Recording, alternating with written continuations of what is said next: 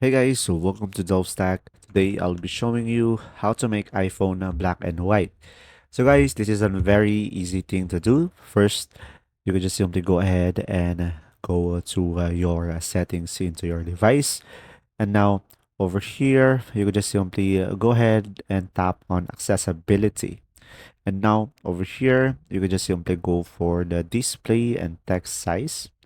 And now over here, guys, if we scroll down, we should be able to see color filters. So go ahead and select color filters over here. And now turn the filters on. And pretty much you will have an option over here, gray scale. And of course, here on the gray scale, down below you will have multiple options as well of different filter, and you could adjust the intensity as you can see over here. And pretty much this will make your iPhone black and white.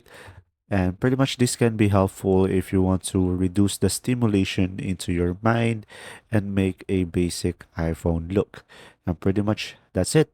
Turning on the color filters and selecting grayscale can do this process. I hope this video helped you understand more. If you do, leave a like. And guys, if you have any questions, go ahead and comment down below. And thanks for watching.